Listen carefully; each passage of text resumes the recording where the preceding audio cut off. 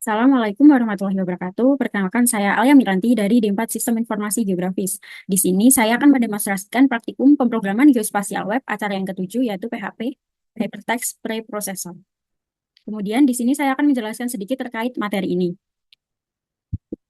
Kemampuan dalam memahami bahasa pemrograman PHP ini melibatkan beberapa penguasaan konsep yang memungkinkan untuk pengelolaan kode secara efektif, yaitu mencakup pemahaman tentang sintaks dasar, ada penggunaan variabel yang diawali dengan simbol S ini. Kemudian ada tipe data berupa string, integer, maupun array. Kemudian ada pemanfaatan operator, yaitu ada arithmetical, logika, dan perbandingan. Lalu ada juga tentang struktur kontrol, yaitu ada if-else, switch case. Kemudian ada looping, perulangan, ada berupa for, while, dan for each, yang digunakan untuk mengatur alur pemrogramannya. Kemudian ada juga penggunaan tag PHP echo, ini untuk menyisipkan variabel PHP-nya ke dalam HTML, sehingga dapat diperoleh tampilan secara langsung di halaman websitenya. Nah, di sini untuk pembuatan PHP-nya yaitu melalui website www.wixschool. Sebelumnya, di sini membuat repository terlebih dahulu pada GitHub, di public, kemudian kita menyalin kode yang ada pada repositorinya. Sebelumnya saya sudah membuat, di sini saya akan sedikit menjelaskan. Lalu masuk ke, nah ini tuh di terminal pada folder htdocs-nya. Klik kanan, kemudian open terminal. Nah, kemudian menuliskan git clone, kemudian dipastekan kode dari GitHub-nya tadi. Nah, ini tuh untuk menambahkan folder baru yaitu pgweb acara 7 dan menghubungkannya. Nah, sebelumnya di sini harus memastikan pengaktifan Apache pada examnya terlebih dahulu. Ini kita klik start. Nah, ini digunakan untuk menjalankan kodenya ini melalui localhost karena tidak bisa melalui GoLab jika tipe dari filenya adalah PHP. Kemudian di sini pertama saya akan menjelaskan terkait home dulu, basicnya. Nah, di sini ada tipe data HTML-nya, kemudian disisipkan dengan PHP, kode PHP melalui tag ini, tag PHP ini. Kemudian di sini ada misal echo, Alia Miranti, ini untuk menampilkan Alia Miranti. Kita coba runnya. Nah, melalui ini kita klikkan, kita ketikkan home. Nah, ini akan muncul Alia Miranti. Kemudian di sini ada komen, penggunaan komen. Nah, pada komen ini ada beberapa komen, yaitu pertama ada komen untuk satu baris, misal ini untuk satu baris, misal halo PGWeb ini. Kemudian ada komentar satu baris juga ini. Kemudian ada komentar untuk multi baris, jadi ini bisa ditambah sampai ini. Nah, ini namanya multi baris. Kemudian untuk menjalankannya, di sini komen.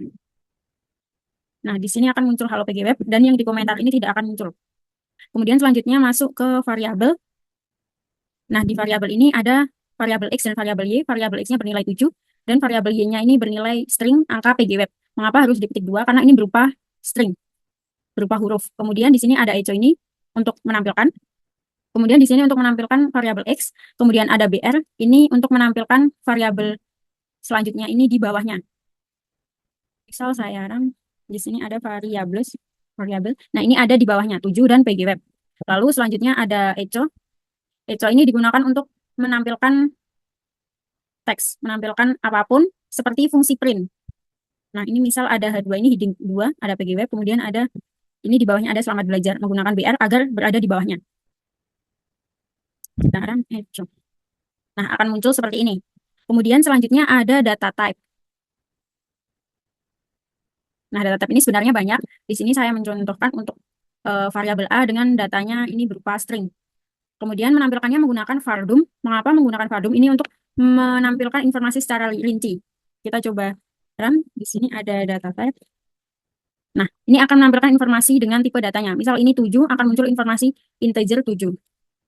Lalu selanjutnya ada string. Nah, di string ini ada, ini variabel X, ada tulisan Alia. Nah, ini string Alia. Kemudian ada echo ini untuk menampilkan ada hi string X, memanggil dari variabel X-nya. Jadi memanggil variabel X-nya setelah hi. Kita coba run. Di sini ada string. Nah, di sini akan muncul hi Alia.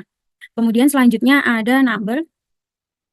Nah, di number ini ada variabel G, H, dan I. Ada yang pertama, ada number 5. Kemudian selanjutnya ada 59,78. Lalu ada 25. Kemudian di sini ada untuk vardum, berarti menampilkan informasinya secara rinci. Menampilkan informasi SG ini. Menampilkan informasi dari variabel G. Kemudian ada variabel H dan I. Kemudian dipisahkan dengan BR agar memiliki jarak. Kemudian di bawahnya ada paragraf dengan ini tulisannya ada, itu adalah macam-macam cara mempresentasikan numbernya. Kita coba run number.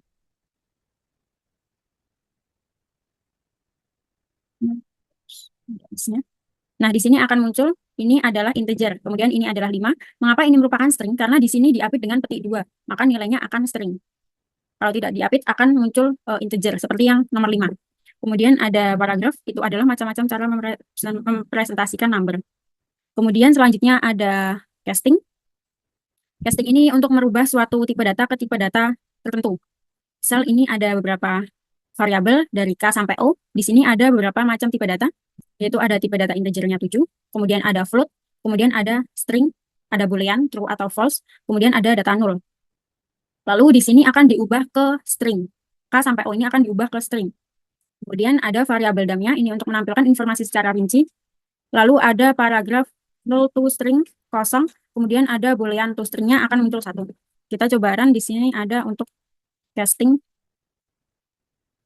Nah, di sini akan muncul tipe data yang telah dikonversi, yaitu menjadi data string. Kemudian di sini ada paragraf yang muncul. Jadi kalau null ke string itu tidak ada nilainya. Kemudian kalau boolean to string akan muncul nilai 1. Selanjutnya ada math. Ini untuk perhitungan matematika. Nah, di sini ada untuk kode PHP-nya ada minimal maksimal. Ini untuk memilih nilai paling kecil dan paling besar. Kemudian ada round, ini digunakan untuk membulatkan ke terdekat. Kita coba untuk math-nya. Di sini yang pertama ada minimal. Jadi nilai minimalnya ada minus 181. Kemudian selanjutnya ada nilai maksimalnya ada 108. Kemudian di bawahnya ada pembulatan dari 0,25, 0. Kemudian pembulatan dari 0,89 ada 1. Kemudian pembulatan dari minus 7,54, minus 8. Kemudian ada pembulatan dari minus 12,98 adalah minus 13. Kemudian selanjutnya ada operator. Nah, di sini ada 3 operator. Yang pertama ini ada arithmetic. Misal ini saya beri variabel X-nya 7 dan Y-nya 2. Kemudian ada operasi penjumlahan, pengurangan. Kemudian ini perkalian, pembagian, modulus. Modulus itu sisa hasil pembagian. Kemudian ada pangkat. Ada arithmetic operator. Nah, di sini kita pilih untuk aritmetiknya. Nah, ini akan muncul hasilnya.